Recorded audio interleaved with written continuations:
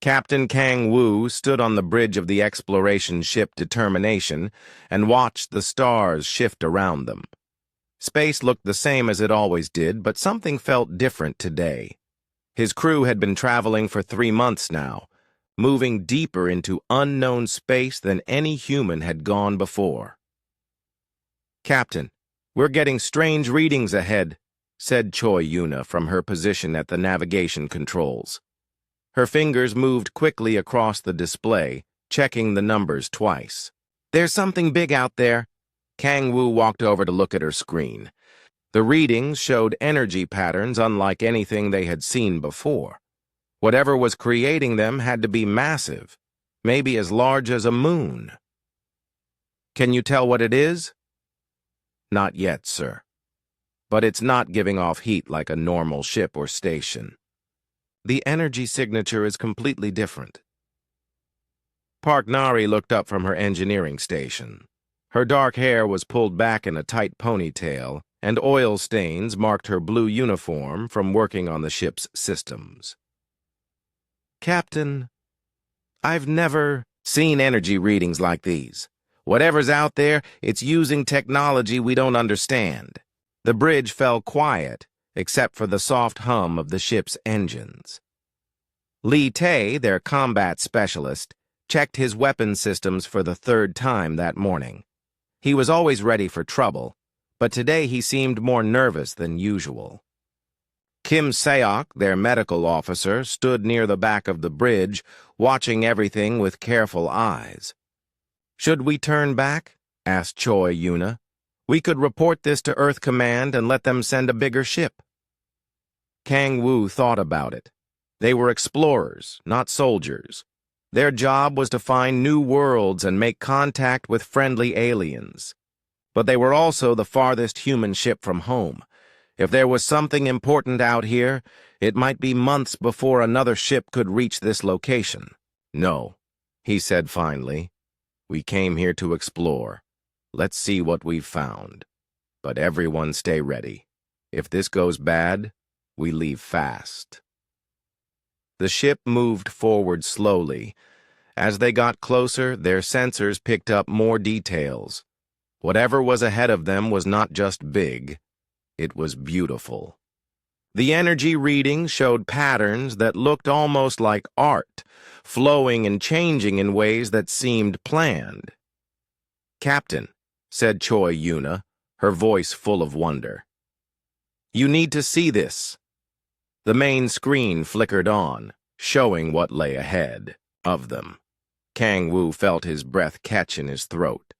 Floating in space was a city, but not like any city humans had ever built. It looked like it was made of crystal or glass, with tall towers that caught and reflected light from the nearby star. The whole structure seemed to glow from within, pulsing with soft colors that shifted from blue to green to silver. "That's impossible," whispered Kim Seok. "How can something like that exist in space?" "It's beautiful," said Park Nari. "Look how the light moves through it." The crystal city was huge, easily as large as the space stations that orbited Earth. But where? Human stations were made of metal and looked hard and practical. This place looked alive. The towers seemed to grow like plants, reaching toward the stars with graceful curves. "Captain, I'm picking up movement," said Li Tae. "Ships coming from the city. 3 of them." Kang Wu felt his muscles tense. "Are they armed?" "I can't tell. They don't look like any ships I've ever seen." The approaching vessels appeared on screen. Like the city, they seemed to be made of crystal. They moved through space without any visible engines, gliding smoothly like fish swimming through water. Each ship was beautiful, with flowing lines that caught and bent light in amazing ways. "They're trying to communicate," said Choi Yuna. "But it's not radio or any signal type we know." "What kind of signal is it?" "It sounds like music or singing." Kang Wu had never heard of aliens communicating through music, but stranger things had happened in space. Can we respond? I think so. Our communication system can generate audio signals. Try to respond with simple tones. Maybe they'll understand we're trying to talk.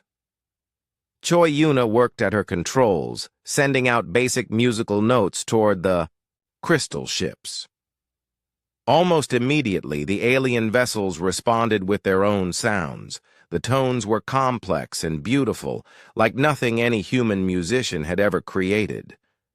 "Captain," said Park Nari, studying her instruments, "those ships are scanning us, but it's not like our scanners. It's like they're listening to us." "What do you mean?" "Our ship makes sounds as it moves through space. The engines, the life, support systems, even our heartbeats create vibrations. I think they're reading those sounds to learn about us." The musical communication continued for several minutes. The alien tones became more complex, but also somehow friendlier. It was as if the aliens were learning how to talk to humans by listening to the sounds their ship made. Finally, one of the crystal ships moved closer. As it approached, Kang Wu could see details of its construction. The hull was not solid crystal, but seemed to be made of thousands of smaller crystal pieces fitted together perfectly. Light moved through the structure in patterns that looked almost like thoughts. "Captain," said Kim Seok, "I'm detecting life signs on that ship, but they're unlike anything in our medical databases." "Dangerous?" "I don't think so. The life signs are very stable, very calm, almost like they're in some kind of meditation." A new sound came through the communication system. This time it was not just musical tones. There were voices speaking in perfect English. "Greetings, soft-flesh travelers. We are the Vitrians. We welcome you to our space." Everyone on the bridge looked at each other in surprise. The voice was beautiful, like wind chimes or flowing water, but it was definitely speaking their language. "How did they learn English so fast?" whispered Li Tae. Kang Wu stepped forward. "This is Captain Kang Wu of the Earth ship Determination. We come in peace, seeking knowledge and friendship." "We know of peace, Captain Kang Wu. We have watched your kind from far away. You are interesting. Your ship sings songs of chaos, but beautiful chaos." "Our ships sing?" "All things sing, Captain. Your ship sings of metal and fire and the quick beating of soft flesh hearts. We find these songs fascinating." Park Nari looked at her instruments again. The energy readings from the alien ship were incredibly complex, but also perfectly stable. Whatever power source they used, it was far beyond human technology. "Would you like to visit our city?" asked the Vitrian voice. "We would show you the beauty of perfect harmony." Kang Wu hesitated. First contact with a new alien species was always dangerous. But these Vitrians seemed friendly, and their technology was clearly advanced. If humans could learn from them, it might help the expansion into space. "We would be honored to visit," he said. "Excellent. Follow our song, and we will guide you safely." The crystal ships began to emit a new series of musical tones. Choi Yuna programmed their navigation system to follow the sounds, and the Determination moved toward the beautiful crystal city. As they got closer, Kang Wu could see that the city was even more amazing than it had looked from far away. The crystal towers reached up like frozen music, and light danced through them in patterns that seemed to tell stories. Gardens of crystal flowers grew between the buildings, each one unique but perfectly placed. "Captain," said Kim Seok quietly, "something bothers me about this place." "What?" It's too perfect. Look at those gardens, those buildings. Everything is exactly where it should be. There's no randomness, no mistakes, no signs that anyone actually lives here. Kang Wu looked more carefully at the city. Kim Seok was right. Human cities were messy, with buildings added over time, streets that curved around obstacles, and signs of daily life everywhere.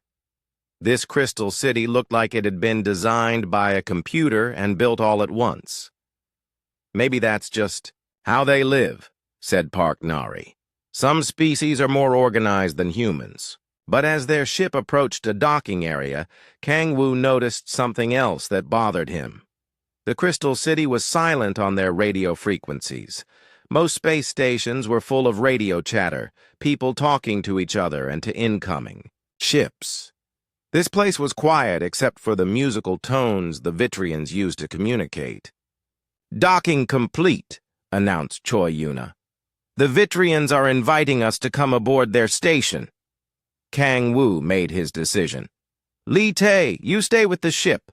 Everyone else, we're going to meet our new neighbors." As they prepared to leave their ship, none of them knew they were about to discover something that would change everything they thought they knew about the galaxy. The airlock hissed open, and Kang Wu stepped into the Vitrian station. The air smelled like nothing at all, completely clean and empty. Behind him, Park Nari, Kim Seok, Choi Yuna, and An Hyeri followed carefully. Their boots made soft sounds on the crystal floor. Everything around them was beautiful beyond words. The walls were made of clear crystal that seemed to grow like trees, reaching up to a ceiling that sparkled with inner light. Patterns of color moved through the crystal, flowing like water but never repeating exactly the same way twice. "Welcome, soft flesh visitors," came a voice that seemed to come from everywhere at once. "I am High Resonance Velthara. I speak for our collective in this sector." A figure approached them, and Kang Wu tried not to stare. The Vitrian looked like a person made of living glass.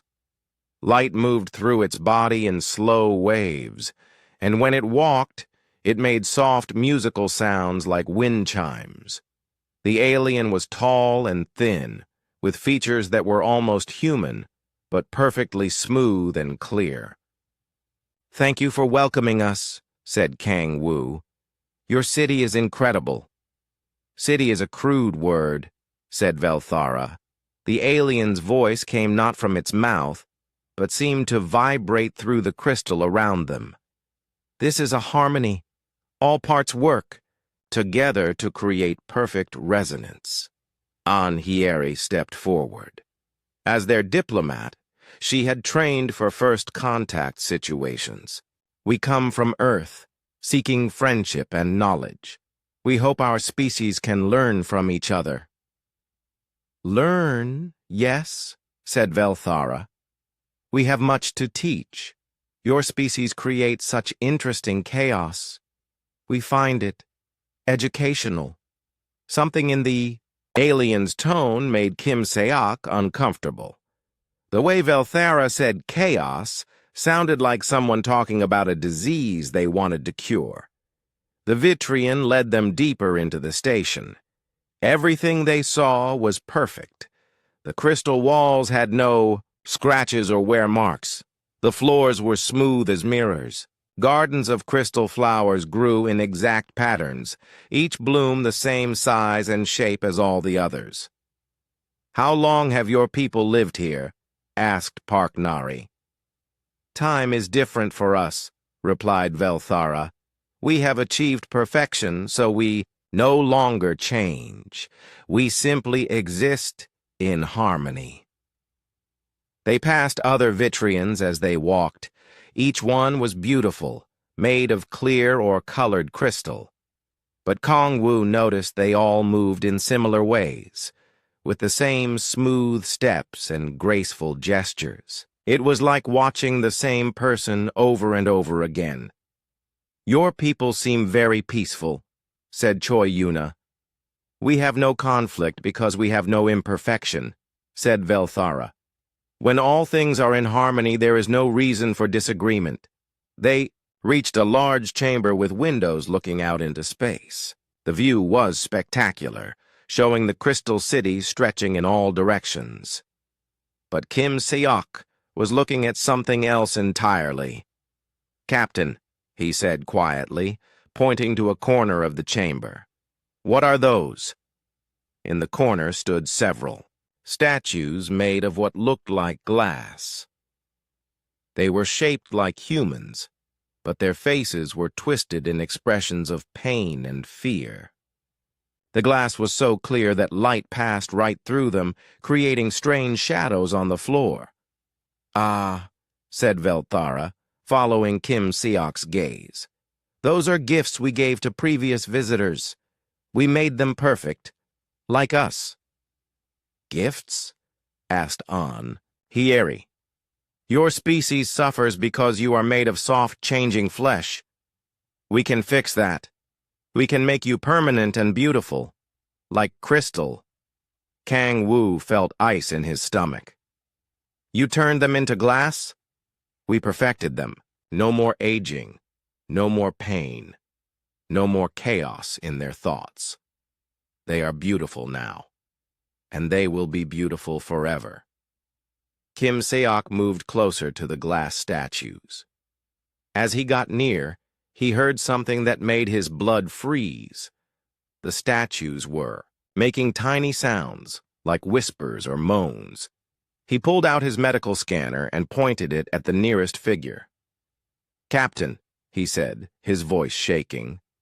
They're alive. These people are still alive inside the glass. Of course they are alive, said Velthara, sounding confused. Death would be wasteful. They exist in perfect harmony now. No more messy emotions or random thoughts. Just pure, clear being. The scanner in Kim Seok's hands showed active brain patterns inside the glass statue. The person trapped inside was conscious, aware, but completely unable to move or speak. The readings showed incredible levels of stress and fear. This is horrible, whispered Choi Yuna. You're torturing them. Torture? Velthara's crystal body flickered with confused colors. We gave them the greatest gift possible. We made them like us, perfect and eternal. Kang Wu backed toward the door. We need to leave. Now. But you just arrived, said Velthara. We prepared a special gift for your entire crew. We will make you perfect, too. More Vitrians entered the chamber, blocking the exits. Their crystal bodies began to glow brighter, and musical tones filled the air. But these sounds were different from the welcome songs they had heard before.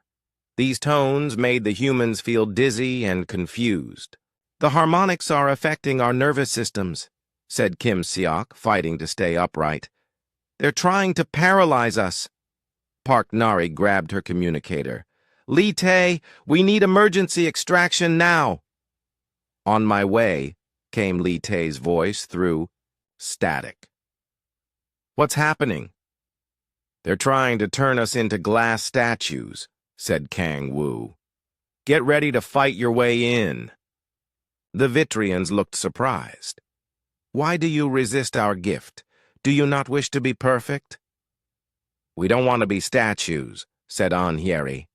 We want to stay human. Human is chaos, said Velthara. Chaos is suffering. We end suffering by creating harmony. The sound of weapons fire came from outside the chamber. Lee Tae was fighting his way through the station. The Vitrians turned toward the noise, their harmonic song becoming louder and more painful. Kang Wu pulled out his sidearm and fired at the nearest crystal wall. The energy blast made a small crack in the surface, but the crystal began to repair itself immediately. Their technology is self-healing, shouted Park Nari over the noise. "We can't fight our way out with weapons." Kim Seok was still scanning the glass statues. "Captain, I'm getting an idea. These people are still conscious inside the glass. If we could disrupt the crystal matrix somehow." "How?" "I don't know yet, but there has to be a way. The Vitrians wouldn't keep them conscious unless the consciousness was important to the process." Li Tae burst through the chamber doors, his rifle in his hands. Behind him came more Vitrians, their bodies glowing with angry red light. "Captain, the ship is surrounded. They've got us trapped." Velthara moved toward them, crystal hands reaching out. "Please do not make this difficult. The transformation is much easier if you do not fight." "Never," said Kang Wu. The high-pitched, harmonic song grew louder. The humans felt their muscles getting stiff and hard to move. Kim Seok looked at his scanner and saw that their body chemistry was beginning to change. "They're starting the process," he said. "We're running out of time." Outside the windows, more crystal ships were arriving. The beautiful city no longer looked welcoming. It looked like a trap. A beautiful prison where people were turned into living statues for the entertainment of creatures who had forgotten what it meant to be truly alive. Kang Wu realized they were facing something worse than an enemy. They were facing aliens who honestly believed that turning people into conscious glass was an act of kindness. How could you fight someone who was trying to help you by destroying everything that made you human? The harmonic song reached a peak, and Kang Wu felt his skin beginning to harden. The transformation had begun. Kang Wu felt his skin getting harder. The crystallization was spreading up his arms like ice forming on water. Around him, his crew was fighting the same battle. Their movements were becoming slower and stiffer. "Fight it!" he shouted. "Don't let them take your minds." Kim Seok forced his stiffening fingers to work his medical scanner. The device was picking up something strange about the crystallization process. "Captain, the transformation follows a pattern. It's not random. They're using sound frequencies to change our molecular structure. Can you stop it?" asked Park Nari. Her voice was getting harder to understand as the crystal spread to her throat. "Maybe. If I can figure out the right counter-frequency." Li Tae was still fighting, but his movements were getting slower. His rifle was becoming too heavy for his crystallizing arms to hold. "We need to get back to the ship," he said. "Our equipment there might help." Velthara watched them struggle with what looked like sadness. "Why do you fight the gift of perfection? Your pain will end soon, and you will know eternal harmony." "This isn't harmony," said Anhyeri through crystal lips. "This is death. Death is chaos. We give you order." Choi Yuna had been quiet, but now she spoke up. "I've been listening to their harmonic patterns. They're not just random music. It's like a language, but more complex." "What do you mean?" asked Kang Wu. "Every Vitrian broadcasts a personal frequency. That's how they communicate. But they're all connected to a master frequency that comes from their city." Kim Seok looked at his scanner again. "She's right. There's a central harmonic pattern controlling everything. If we could disrupt that, the whole system might collapse," finished Park Nari. But first, they had to escape from the chamber.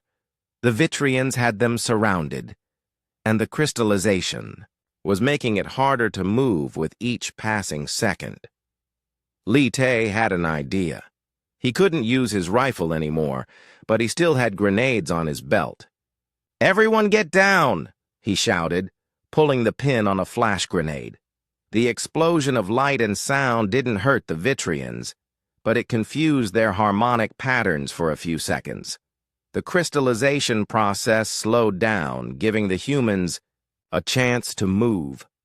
They ran from the chamber as fast as their stiffening legs could carry them. Behind them, Velthara's voice echoed through the crystal halls. "You cannot escape harmony. The resonance will find you wherever you go." The path back to their ship was longer than it had seemed before. The crystal corridors all looked the same, and their sense of direction was getting confused as the crystallization affected their minds. "This way," said Choi Yuna, following the faint vibrations from the Determination's engines. "I can hear our ship's frequency." They reached the docking area, but more Vitrians were waiting for them.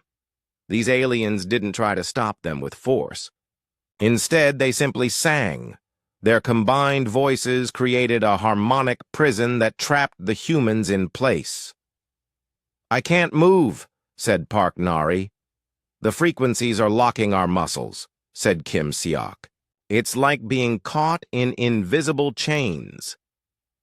But Lee Tae had one more grenade. This time it was a sonic disruptor, designed to jam enemy communications. He threw it into the center of the Vitrian group and covered his ears. The explosion of random noise broke the harmonic prison. The Vitrians stumbled backward, their perfect songs disrupted by chaos. The humans ran for their ship. They made it to the airlock just as the crystallization reached their knees. Inside the ship, they sealed the doors and collapsed on the floor. "Report," ordered Kang Wu, fighting to stay conscious. "The crystallization has stopped, but it's not reversing," said Kim Seok. "We're about 30% converted. If this continues, we'll be completely glass in about 6 hours. Can you find a cure? I'm working on it. But I need to understand more about how their frequency technology works." Park Nari dragged herself to the engineering station. "I can boost our communication array. Maybe we can study their harmonic patterns from a safe distance." "Do it," said Kang Wu. "Choi Yuna, get us away from their station. Full power." The Determination pulled away from the Crystal City, but Vitrian ships followed them. The aliens were still broadcasting their conversion frequencies, trying to complete the transformation process. "They're not giving up," said Lee Tae. "They really think they're helping us." Kim Seok was working frantically at his medical station. "I've found something important. The crystallization process doesn't just change our bodies. It's trying to change our brain patterns, too." "What kind of changes?" asked An Hyeri. "It's trying to eliminate chaos from our thoughts, random emotions, creative ideas, anything unpredictable. The Vitrians want to make our minds as orderly as theirs." Kang Wu looked at the crystal spreading up his arms.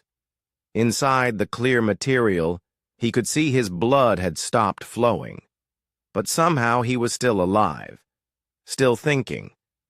"So we'd be conscious but unable to have human thoughts?" "Exactly. Perfect prisoners in glass bodies with alien minds." Choi Yuna was monitoring the Vitrian ships. "Captain, I'm picking up transmissions between their vessels. They're coordinating some kind of large-scale operation." "What kind of operation?" "I think they're going after human colonies. They mentioned places called New Sol and Terra Nova." Kang Wu felt horror wash over him. Those were major human settlements with millions of people. If the Vitrians decided to perfect entire colonies, it would be genocide on an unimaginable scale. "We have to warn them," he said. "Our communication array is powerful enough to reach Earth," said Park Nari. "But the Vitrians will hear any message we send. They'll know we're trying to stop them." "Then we fight them," said Lee Tae. "With what?" "Our weapons barely scratch their crystal hulls." Kim Seok suddenly looked up from his scanner. "Wait. I've been studying the glass statues we saw. The people trapped inside them were still showing emotional responses: fear, anger, sadness. So the Vitrians haven't completely eliminated chaos from their victims. Human emotions are still there, just trapped. What if that's their weakness? I don't understand, said Anhieri. The Vitrians want perfect harmony, but human emotions are naturally chaotic. If we could amplify those trapped emotions somehow, we might be able to disrupt their entire system. Parknari's eyes lit up. Like feedback in an audio system. If we broadcast chaotic emotional patterns at the right frequency, we could turn their own technology against them, finished Choi Yuna. Kang Wu made his decision. Do it. Figure out how to weaponize human emotion. It might be our only chance to save those colonies. Outside their ship, the beautiful crystal city pulsed with deadly harmony. But inside the determination, 5 partially crystallized humans began planning the most important battle of their lives. They would fight perfect order with imperfect chaos and prove that being human meant never accepting someone else's idea of perfection. The crystallization had reached Kang Wu's chest, but his mind was still his own. He watched Park Nari and Choi Yuna work at the communication array with fingers that were half glass, half flesh. Time was running out for all of them. I've analyzed. The Vitrian harmonic frequencies, said Kim Seok. Their entire system is based on perfect mathematical patterns, but human emotions don't follow math. They're random, chaotic, unpredictable. How does that help us? Asked Li Tae. He was leaning against the wall because his crystallized legs could barely hold him up. If we can broadcast strong emotional patterns, it should disrupt their harmony. Like throwing rocks into a calm pond. Park Nari looked up from her work. The communication array is ready, but we need something powerful to broadcast, something that will carry real human emotion. Anhieri had been quiet, thinking. What about memories? Our strongest memories are full of emotion. Love, fear, anger, joy. That could work, said Kim Seok. But we'd need a lot of different emotions, all mixed together. The more chaotic, the better. Kang Wu made his decision. We all contribute our memories, everything that makes us human. Our happiest moments, our worst fears, our angriest thoughts. Captain, if we do this, the Vitrians will hear everything, warned Choi Yuna. Our personal memories will be broadcast across space. Better that than letting them turn entire colonies into glass statues. They began the process. Each crew member connected to the ship's memory banks and shared their most powerful experiences. Kang Wu shared the day his daughter was born, the mix of joy and terror he had felt. Park Nari gave them her rage when her brother died in an accident, and her happiness when she fixed her first starship engine. Li Tae shared his fear from his first battle and his pride when he saved his unit. Kim Seok contributed memories of patients he had saved and others he had lost. Choi Yuna shared her wonder at seeing her first alien sunset and her homesickness for Earth. Anhieri gave them her most diplomatic memory and her most personal one, the love she felt for someone she had left behind on Earth. The ship's computer collected all these emotional patterns and wove them together into a chaotic symphony of human experience. It was messy, random, and completely unpredictable. Everything the Vitrians feared most. Broadcasting now, said Choi Yuna. The emotional chaos burst from the Determination's communication array like a wave. It spread toward the Crystal City, and the Vitrian ships, carrying with it all the complexity of human feelings. The effect was immediate. The perfect harmonic patterns around the Crystal City began to waver. The beautiful songs that held their civilization together started to break apart as chaotic human emotions disrupted their mathematical perfection. "It's working," said Park Nari. "Look at their ships." The Vitrian vessels that had been pursuing them were spinning out of control. Their crystal hulls were developing cracks as the conflicting frequencies tore at their structure. Some ships were changing color rapidly, flashing between different hues as their harmony systems failed. But the humans were affected too. The emotional broadcast was so intense that it was overwhelming their partially crystallized nervous systems. Kang Wu felt every memory at once: his daughter's first steps, his fear during a space storm, his love for his crew, his anger at the Vitrians. "The feedback is too strong," shouted Kim Seok. "We're going to burn out our own minds." "Hold on," said Kang Wu. "We have to keep broadcasting. Those colonies depend on us." Through the chaos, they heard Velthara's voice on their communications. The Vitrian leader sounded different now, confused, frightened, almost human. "Stop this chaos," Velthara pleaded. "You are destroying harmony. You are bringing disorder to perfection." "That's the point," said An Hyeri. "Your perfection is a prison. Our chaos is freedom. But without harmony, there is only suffering. Sometimes suffering is better than being a statue." The crystal city was shaking apart. Towers that had stood for centuries were cracking and falling. The perfect gardens were withering as chaotic emotions disrupted the mathematical patterns that kept them alive. But something unexpected was happening too. Some of the glass statues in the city were beginning to move. The trapped humans inside them were responding to the emotional broadcast, their own feelings resonating with the chaos being transmitted from the determination. "Captain," said Choi Yuna, "I'm picking up voices from the city. The crystallized humans are trying to communicate." The voices were faint and distorted, but they were definitely human. People who had been trapped in glass for months or years were finding their voices again. "Help us," came one voice. "We're still here. We're still alive." "The emotions are breaking down the crystal matrix," said Kim Seok. "The chaos is setting them free." But the strain was becoming too much. The crew of the Determination was pushing, their partially crystallized bodies beyond their limits. Kang Wu felt his heart struggling to beat through the glass that encased his chest. "We can't keep this up much longer," said Park Nari. Blood was running from her nose where the effort had burst small vessels. The Vitrian ships were retreating now, fleeing back toward their damaged city. But Velthara's ship remained, circling. "The human vessel at a distance.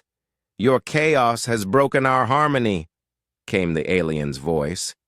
"Centuries of perfect order destroyed in minutes." "Your order was built on suffering," replied Kang Wu. "Real harmony includes imperfection." "We do not understand imperfection. We only know that it hurts." Kim Seok had been monitoring the crystallization in their bodies. "Captain, something's happening. The emotional broadcast is affecting our own crystallization. It's slowing down, maybe even reversing." It was true. The glass that had been spreading through their bodies was becoming softer, more flexible. The chaotic emotions were disrupting the crystal matrix just as they had disrupted the Vitrian technology. "We're becoming human again," whispered Choi Yuna. Li Tae flexed his fingers and found he could move them freely for the first time in hours. "The chaos is healing us." But their victory came with a cost. The emotional broadcast had drained their ship's power systems. The Determination was running on emergency power, and they were still surrounded by damaged but dangerous Vitrian vessels. "Velthara," called An Hyeri, "your people don't have to choose between chaos and harmony. There's a middle path. You can learn to accept imperfection as part of life. There was a long silence. Then the Vitrian leader spoke again, and this time, there was something new in the voice. Uncertainty. "Show us this middle path," said Velthara. "But if your chaos brings only pain, we will return to our crystal sleep." Kang Wu looked at his crew, now freed from the crystallization but exhausted from their ordeal. They had won the battle, but the real challenge was just beginning. How do you teach a species that has forgotten how to be imperfect that flaws can be beautiful too? The Crystal City was changing. Where perfect towers had once reached toward the stars, now there were buildings with cracks that let in natural light. Gardens that had been perfectly ordered were growing wild, with crystal flowers blooming in. Random patterns that somehow looked more beautiful than the rigid designs from before. Kang Wu stood on the observation deck of the Vitrian station, watching the transformation with Velthara beside him. The alien leader looked different now. The perfect crystal clarity was still there, but with tiny flaws that made light dance in new ways through the transparent body. "Your chaos has changed us," said Velthara. The voice still had that musical quality, but now it carried emotions. Uncertainty, curiosity, even a hint of fear. "Not chaos," said Kang Wu. "Growth, change, life." It had been 3 weeks since the battle. The crew of the Determination had worked with the Vitrians to help free the crystallized humans.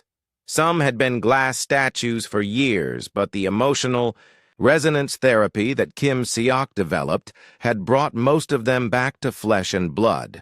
Not all of them wanted to change back completely. A few chose to remain partially crystallized, becoming something between human and Vitrian. They called themselves the Bridge People, and they were learning to translate between the two species. Li Tei's brother Jun was one of them. Half his body was still crystal, but he could move and speak freely. He served as an ambassador, helping other Vitrians understand what it meant to be imperfect. "Fear is hard," Jun explained to a group of young Vitrians. "It makes your heart beat fast and your hands shake. But it also keeps you alive. It makes you careful when you need to be." The young aliens listened with fascination. They had never experienced fear, anger, or sadness. To them, these emotions were like stories from another world. Park Nari was working with Vitrian engineers, teaching them that sometimes the best solutions came from happy accidents and random experiments. "You don't always have to plan everything perfectly," she told them. "Sometimes you try something and it fails, but the failure teaches you something new." The Vitrians found this concept difficult. They had spent centuries avoiding all mistakes, all imperfections. But slowly, some of them began to experiment with small flaws in their crystal constructions. They discovered that imperfect crystals could create new types of light patterns, more complex and interesting than their perfect designs. Kim Seok had set up a medical exchange program. Vitrian healing technology was amazing, but it could only fix problems that fit their perfect mathematical models. Human medicine was messier, but it could adapt to unexpected situations. "Your healing songs work well for simple injuries," Kim Seok explained to a Vitrian healer named Resonance Kilada. "But what happens when someone has a problem you've never seen before?" "We study until we understand the perfect solution," replied Kilada. "But that takes time. Sometimes you have to try something that might work, even if you're not sure. Sometimes you have to guess." This idea terrified and fascinated the Vitrian healers. Guessing meant accepting uncertainty, which went against everything they had been taught.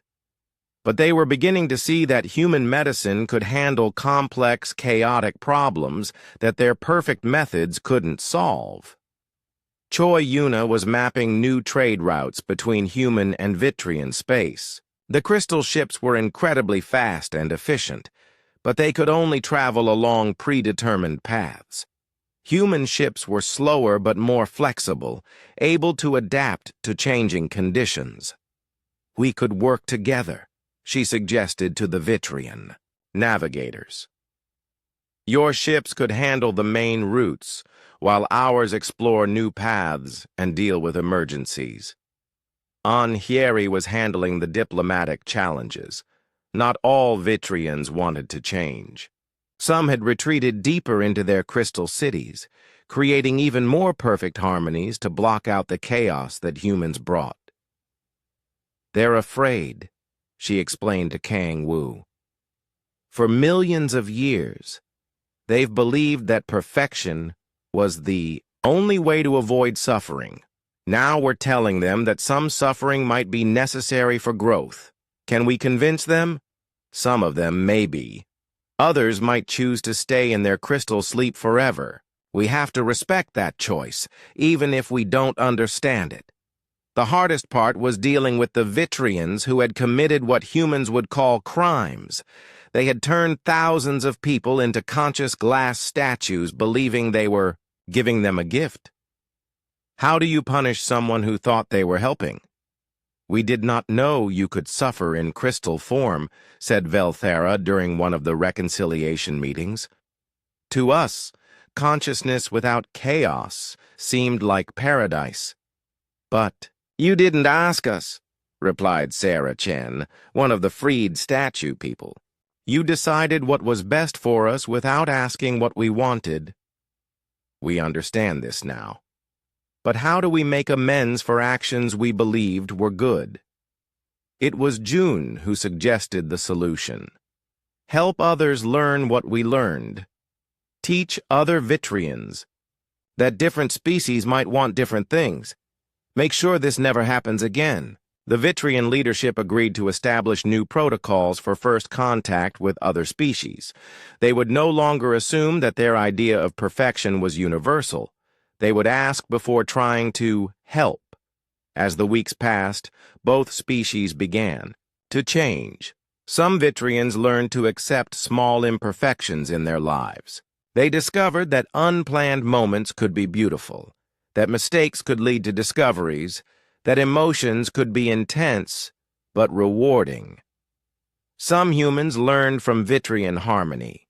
They found ways to work together more efficiently, to plan better, to create beauty through coordination and cooperation.